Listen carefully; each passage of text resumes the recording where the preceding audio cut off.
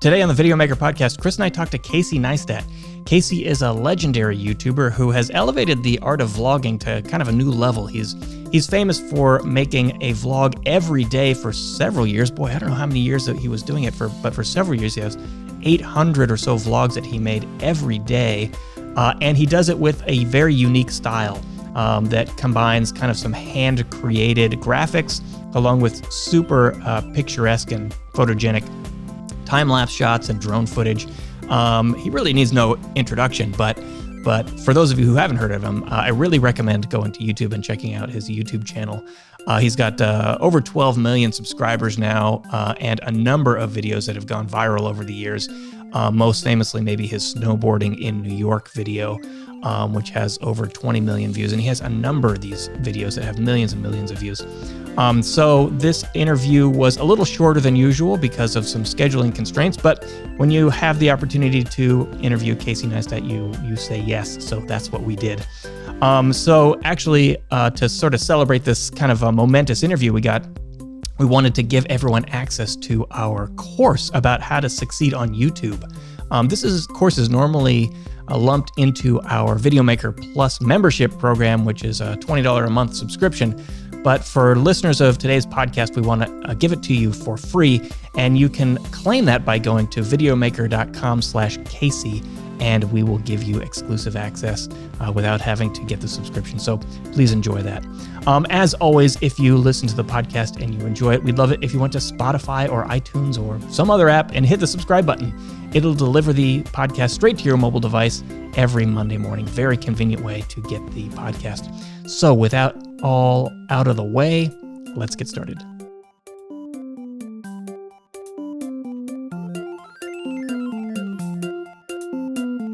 Welcome to the Videomaker podcast. I'm Mike Wilhelm, and with me, as always, is Chris Monlux. Hello.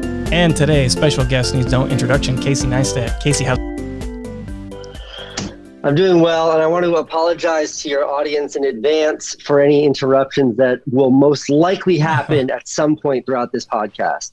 There's a lock on my door, but it's not very strong, and there are two small children in this house that are pretty rambunctious. All right. Well, we'll keep that in mind. So let's see. Let's just sort of get started. We normally will ask our guests how they got started, making videos or working in the film industry. Your story has been told 1,000 times by you and others, so maybe we could skip that portion. But I do want to kind of go back to your early days of making movies and making videos. I know you're about the same age as Chris and I, so you must have gotten started in the 90s at some point. But if you think back to those early days of making videos, for you, what was like the main draw of media production, and is the same thing motivate you today that it did back then? I think there was like sort of the ideological reason for getting excited about being a filmmaker as like a teenager in the 90s. And then there was like the artistic reason. And, I think at the time I had a tough time in high school, and, my parents splitting up, and it was, I had sort of a conflicted childhood, and I was one of 4 kids, so I never felt heard. And the first time I ever played with like video editing software and I kind of made something, it was the first time I really felt like I could express myself. So I think like that's where this idea of wanting to tell stories came from, and wanting to sort of be able to share ideas and perspectives. Like that's where that motivation came from. And on like the artistic side, it was just around that time that I started learning about like Spike Jonze and Michel Gondry, and seeing some of their early films and seeing their TV commercials. I used to like download their TV commercials and their music videos, and just the kind of inventiveness that they brought to storytelling that kind of made it feel tangible. Like not only do I want to do that, but I think I can do that. And those were the early days for me. Like that's what I remember really being the ideas that I got most excited about. And is it the same thing today? No, not at all. It's a little bit like, like at that time it was looking out into like a pasture that was completely green and I had no understanding of. like the first video I ever made was a terrible video about a birthday, and the video was like 15 minutes long, and I just used all the music from Pulp Fiction. It was like a disaster of a video, but I made it, and that felt really good, and that was really satisfying because I'd never made anything before. And now, I find myself being more critical of myself. I find myself wanting to push harder and further and do things that I haven't done before. And that's not as sort of as freeing as, being open to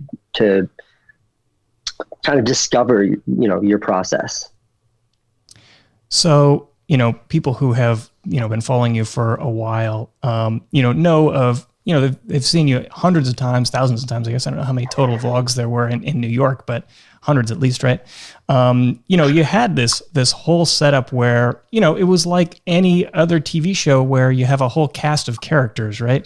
You had Casey, the main character, you had Marlon, the delivery guy, and Sam, the neighbor, and Candace, the wife, and the city itself was like a character in a sense. It had its own personality.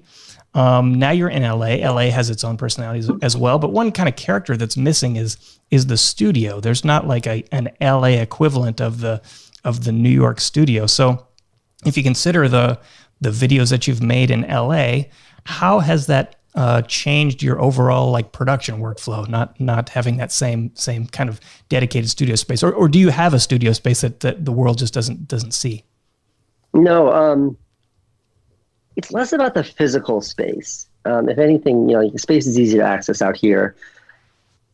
It's more sort of what the city provided from like stimulation or interest sort of creative place. Like when I was a little kid, I lived 3 hours outside of the city, and my parents would take us there. I don't know, maybe once or twice a year. I remember visiting New York City.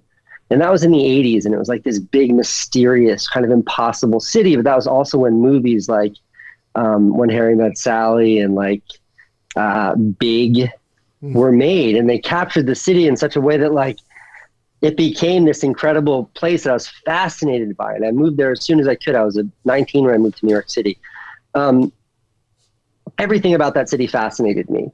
So every day when I would wake up with a camera in my hand, when I was doing my daily show on YouTube, all I have to do is step outside and a story would just hit me in the face. And that's what sort of the vlog was. It was, like 800 episodes about this city. And, it was how I saw things, but I could make an episode just as easily about something small and kind of meaningless, or something much bigger, like I think of snowboarding through New York City, where the central character was Manhattan. Like I used Frank Sinatra's New York, and I'm coming around like the Fifth Avenue through Times Square with an American flag. It was a celebration of that city. And then I make videos where the whole video is just dedicated to me complaining about how the flow of bicycles come off of the Williamsburg Bridge and how it's dangerous, and how the city needs to change it.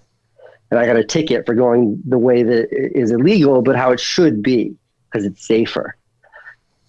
And then the city changed it, which is like, I don't know if it was because of me, but I'm taking credit for it. And that's like that. But those are really two different examples that sort of cover the spectrum of what that city provided somebody like me. So, you're a guy that I feel like on a number of vlogs you have, you cover and you talk about production gear quite a bit, and yet at the same time I get the sense that you have this attitude that actually gear isn't that important. Like you're very reliant on the story and the characters and all that. The old studio space was highly functional. Marquez Brownlee had a famous YouTube video where I think he called your studio insanely functional. And there's videos of you in there, using it like a garage. You're sort of modifying your tools. You're making graphics using your overhead shot and. So now that you have lost that functionality for the vlogs in LA, do you think it's changed the types of stories you tell, or have you just found new ways to sort of go through the same process? Well, because of like that sort of romantic story that I just told about New York City, the city had also become sort of a big crutch for me. Like that was always what I looked to. I always used these same sort of devices in storytelling. So in coming out here, I don't have that. So like not having my studio sucks because like that studio, after being there for 18 years or whatever, you could point a camera in any direction and it was a good set. It looked cool. And it was an expression of like years of occupying this tiny space. And, you know, like I work out of my house here. And like that's only gotten more sort of confined since COVID restrictions began. And it's definitely changed the mentality. Like the space doesn't feel like it's mine as much. It feels like, you know, it feels like it's a part of a different aspect of my life. So in that regard, like that's less of a technical answer, but it's changed the way that I approach things. And then technically it has as well. You know, I recently switched to the Sony A7S III. And I've found the way that I shoot with that, especially within the confines of my house, to be very different from how I would use like a camera like that in my studio. So have you found, are you saying that it's more difficult to find and tell stories in LA? Is the process harder here? Because I know the city less. I mean, I think Los Angeles is a fantastic place, and I think that it's obviously rich with all kinds of culture and history. But, you know, I've been here for a year, and I didn't have much of a relationship with this place prior to that. Whereas New York City was a city I'd romanticized since I was a little kid. So it just feels very new here, and it's exciting and it's interesting, but everything feels very, very new in a way that is really feels far from how familiar everything in New York City felt. I always find that, well, like in Manhattan specifically, like you can just stumble upon like, oh, I'm here. Like I'd be lost, and all of a sudden I'd be like, oh, I've seen this in a million movies. You don't, I mean, surely there's lots of places in LA, but you don't stumble across anything in LA because you can't just stumble anywhere.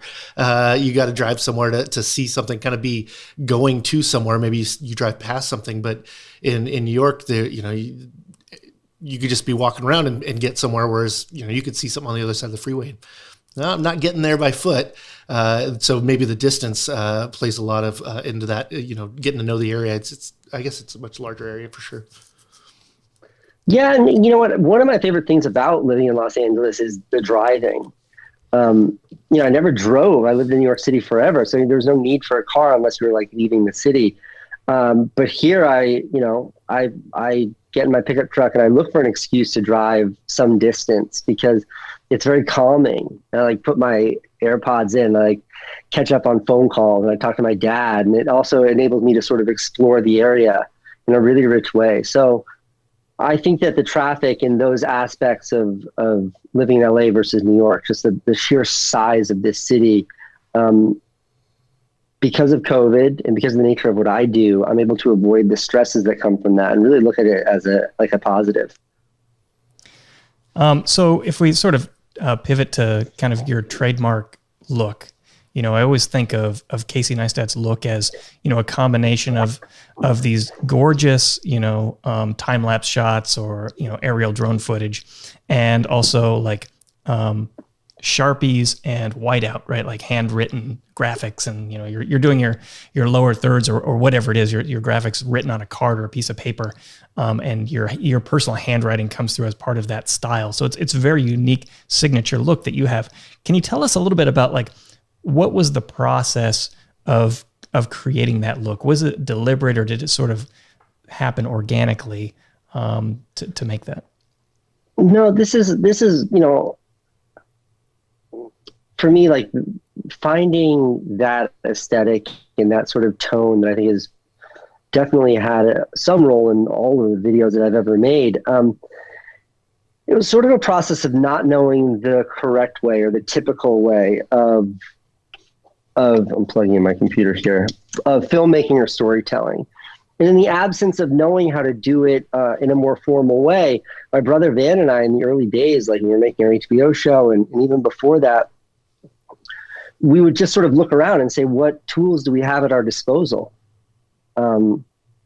We know we'd have some sort of story, but we're like, we have all these holes in it. How do we fill those holes in? And it's like, well, let's just draw a quick animation to explain that. And it's like, cool. And it's like, well, let me just show this to to sort of fill that gap in a way that thematically makes sense.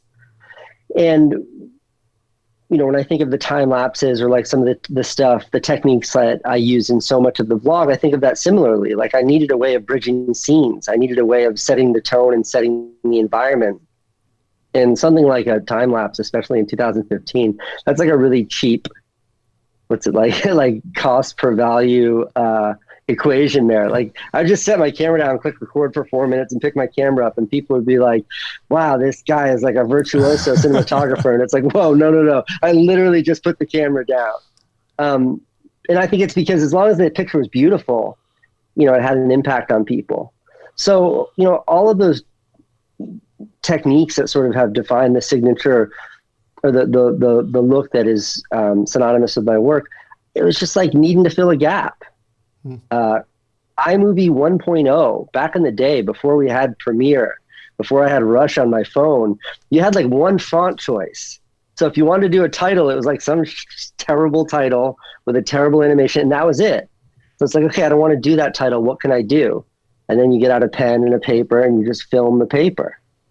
So again, it was like there was a hole in the process, and we just sort of filled it with whatever kind of tools we could come up with, whatever kind of devices we could come up with.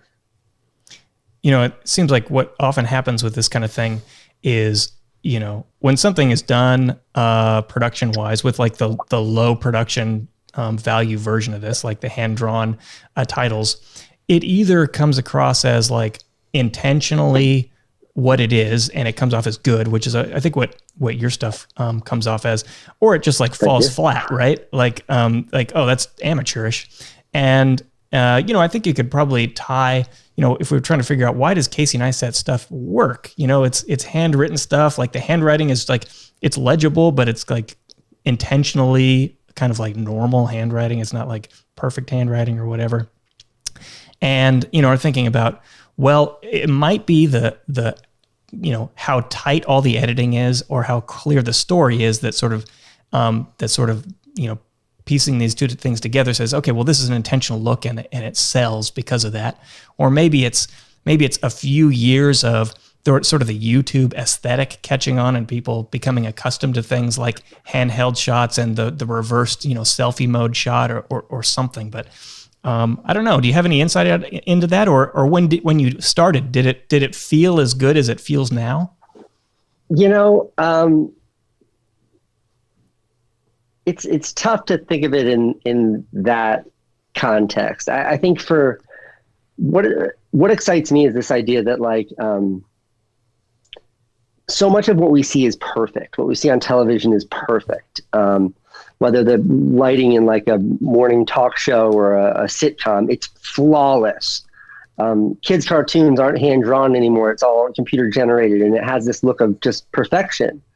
And with all of that technical perfection, you sort of lose sight of the human hand. You know, like I'm really upset about Thomas the Tank Engine, because when my older son is 22 now, when he was a baby, Thomas the Tank Engine was all stop frame, animated, shot with real cameras, with real hardware, with a train that actually existed, with like really beautiful voiceover about beautiful ideas. And now it's this sort of CGI, plastic, garbage, uninspired pile of mush. And when you watch the old ones, you can imagine a human being moving that little train, and you know that it existed.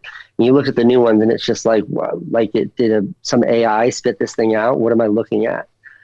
So with my own work, I always find that like there's a threshold where like, yes, you know, the software, the hardware I use, I can make everything flawless. I can color correct the nines. I can make it look like, you know, I can make it look like a Hollywood movie using this technology. But there's a price for that. And I think the cost of that is losing that human hand. Like, no, I'd rather have it be a little bit fucked up, because then you trust that it's just me doing it. If the shot's perfect every time, there's no way you can preserve spontaneity. And to me, spontaneity does this much for a story. And having like razor sharp focus 100% does like this much, you know, when you're watching a YouTube blog. So yeah, I like to leave the scars in there. I like to leave the mess ups in there. I like the audience to know that like it really is just me sitting in front of my computer editing all night making this. And you know, it sort of goes hand in hand with like my single favorite compliment is when somebody sees anything I've ever made and they're like, I think I could make that. Because I know when I was a kid watching like, you know, the Spike Jones, Michel Gondry, looking at Wes Anderson's early work, it's like, that's incredible. And I want to make that. So the idea that people are able to say that and see my work as accessible, that's a part of it too. Mm-hmm. I always like the idea of leaving some space in your work for the audience. So, you know, in your art, there's a place for someone to feedback from it, and the ability to see themselves represented in the image or in some way connecting that way will give them deeper meaning. I think that there's a lot to just keeping that human fingerprint on things. I think the same thing's true with digital music and all the rest, that there's the more, you know, we had to leave the flaws in before because there wasn't a way to get rid of them. Now you can get rid of them all. And it was the flaws that made it endearing. And I think those are the things. I mean, I think especially for your aesthetic, you did it so many times that it became your look. And then, of course, was very successful. So then it became very emulated, and authenticity sells really well on YouTube. And I think that's a really, you know, strong pair of trying to be authentic, coming off as authentic, which of course are two different things sometimes.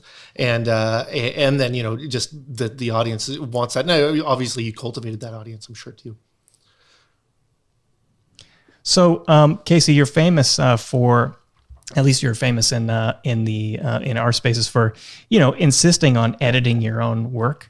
And, you know, anyone who edits video knows that that's a ton of work. And, you know, if you think about, you know, the days when you were in New York making a video a day, not only shooting it, but also editing it, you have to have along the way picked up a bunch of productivity tricks, even considering you're putting in, you know, however many hours every day.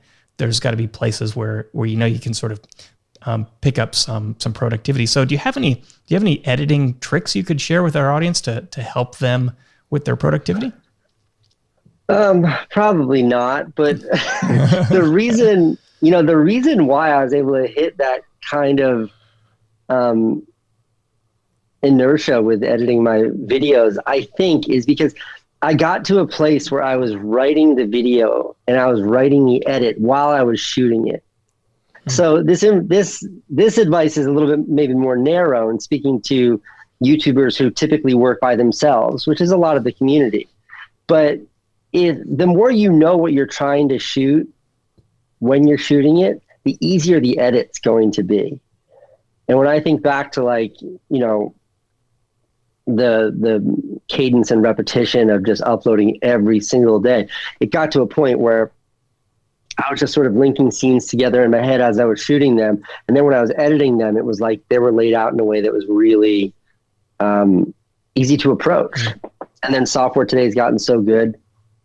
I don't know that that kind of thing 10 years ago would have been possible just based on what editing software looked like that long ago.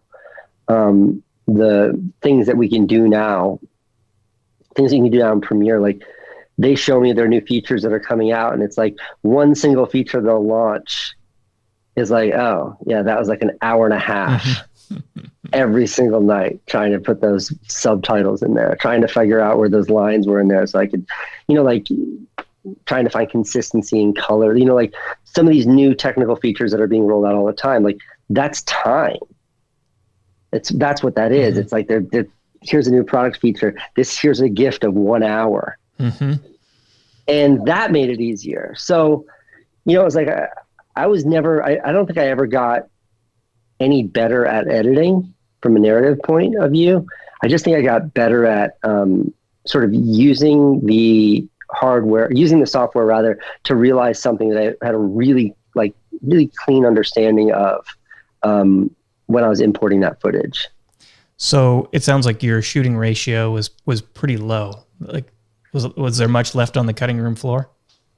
Yeah, you know, in the days of the vlog, not really. Yeah. I mean, sometimes I would shoot more, it sounds silly, but sometimes I'd shoot more scenes than were needed. typically a vlog, I'd try to have it be like 3 acts, 3 scenes, 3 different environments to carry you through, beginning, middle, and end. And sometimes I'd have 4 or 5, and I could make that work by merging them or having like a non sequitur, something I can make it make sense. And other times it just didn't work. So I would just sort of omit entire chunks of the vlog to make the flow and the cadence more, fluid. But beyond that, no, like when I was at speed in the vlogs, like I really was using most of what I was shooting, and I was not clicking that record button unless I knew I was going to share that. I can only imagine how long they'd take if you had a cameraman following you around shooting you, and the audio guy as well, and special teams to go make sure that this one place was open for you and all this kind of thing. And then all that stuff needed to be communicated to the editor, and then the producer had to sign off on the edit, or it could just be all you in your head. And you get to be the, this is done. I mean, I always being able to be the one to go, nope, this is complete. That there's a lot of strength in that, in that, 5 other people could watch it and have drastically different opinions and say, no, there's still 2 or 3 more hours worth of editing in there. But being that you got to make that choice of, no, this is what I was intending to do. And of course you can say that with certainty, being that you're the only one that was part of it, but that a bigger team, that would be just to make your daily vlog. There's no way they could turn them in a day, maybe after a month of doing them and having one come out after that. But the bigger process just wouldn't be able to happen. Though I imagine a lot of that gets a lot easier with a lot of the productivity and communication tools that there are now. Yeah, I think that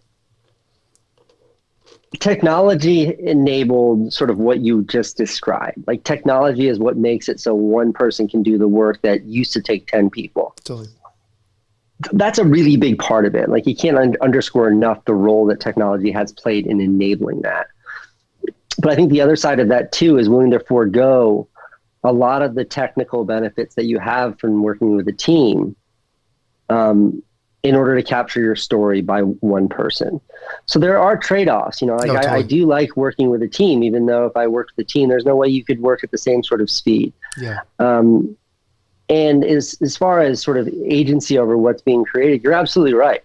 When there's nobody working with you on a project, when literally the idea goes from inception in your head to having a finished product that you share with the world, and you never shared it with anyone, you never wrote it down, it never left your brain.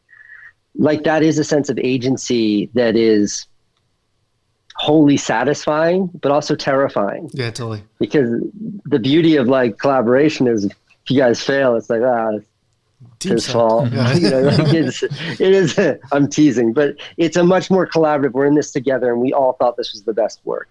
But when it's just you, you got to really own everything you put out there. And that's sometimes really freeing, and sometimes it's really depressing. I could see the ebbs and flows of that. Of like, I have this idea, I shared it to the world, no one else saw it, and it was just amazing. Everybody loved it, great response. And then you make another one, and it was just the exact opposite. And how up and down that would be. I would imagine rather difficult to have the highs and the lows at such a spectrum. Although I imagine success is success, I guess, in the way of. Have you ever seen the video I made years ago, and it's called Crazy German Water Park? Probably. I don't remember it specifically. Okay, the story of the video is I was in Germany for something, and I brought my son, who was 15 then. I brought him with me on this business trip to Germany. And then he and I went to the world's largest indoor water park or something like that. And we slept in the water park because you were allowed to do it. Even though nobody did it, you were allowed to do it. And I made a video, and it was really a father and son video about Owen and me exploring this water park. It's not a very good video. And I put it out there because it was me and my kid, and I liked that. Yeah. And it went nuts. I think it did like 20 million views. It was everywhere. And that one sort of, I understand it now, but that one sort of perplexed me. I was like, that's not a good video. Like, that's not, like a guy came with me in a car rental place and was like, I liked your water park video. I was like, oh, sorry about the second act. I should have cut those shots that make it all boring. But I realize now, like that just happened to be like touching a sort of a YouTube algorithm, like 3-pointer. That like the thumbnail was really enticing. Crazy German water park is kind of a cool title. And then the fact that we slept inside this water park, I presented it in a way in the video that made it seem like maybe we weren't supposed to. And I think that was just enough intrigue to make people like feel like they got their 4 minutes out of that video, and it went gangbusters. But that's one of those ones where like I didn't have confidence in it. And I showed it to my friend Oscar, who's a really smart filmmaker, and he's like, "Yeah, that video kind of sucks." And I was like, "All right, I'm just gonna release it anyway." And then it did 20 million views. So you never know. There's very little science here. Yeah, you just did the thing that that we were joking about, blaming the bad video on your partner, but you did the opposite, which is the video you made but yourself, you blame the success on the algorithm. Right? Kind of ironic, right? Yeah, I guess so. Okay, generous. So just sort of winding down here, I want to ask you, our typical question about if you had a secret you could give to our listeners or our viewers, about how they can, more effectively create their own kind of signature look or signature style, which is actually a very, very difficult thing to do. What would that secret be? Well, one, I want to thank you for asking that question, because I think finding your own signature style is undervalued. And typically people ask a question like, what tips can you give to make someone succeed on YouTube? And I think success or views on YouTube are overvalued. Mm-hmm. So I would always rather find a fantastic artist that blows my mind, who has a few hundred followers, than to find someone with 1 million followers who makes work that doesn't speak to me. Okay, so as far as finding your own creative aesthetic, your own creative tone, your own creative style, I think the most important thing is that you're making your work for sort of an audience of one. You're making it for yourself. And I like to think of that in terms of like, before I click upload or make anything, like if I was showing this in a theater, a movie theater that was filled with the people I respected the most in the world, would I be really proud of what I'm sharing? And if the answer is yes, it doesn't matter what happens after that point. It doesn't matter if you get 1 million thumbs down. It doesn't matter if nobody watches it. As long as like when you finish your work, you felt that good about it. As long as you follow that, and that's your only metric for what is good and what you want to put your name on, I think that's a path to really finding something that's true to yourself, something that's unique, something that maybe others will identify you with. All right. Great advice from the guy who's got it figured out for sure. Casey, thanks so much for giving us some time today. It was a great conversation. Sorry about the screaming kids in the background. I hope it didn't interrupt too much. I didn't hear any kids at all. Yeah, all right. I think you did good. I'm trying to hit the mute button. All right. Well done. Good to speak with you guys. Thanks, Casey. Thanks, everyone, for tuning in. We'll catch you next time. Big thanks to Casey Neistat for joining us. Again, if you want to claim our course on how to be successful on YouTube, which is typically bundled in our $20 a month membership program, you can get it for free by going to videomaker.com/Casey. This is an exclusive offer, so be sure to pick that up. And we hope you enjoy it. Hope you learn a lot.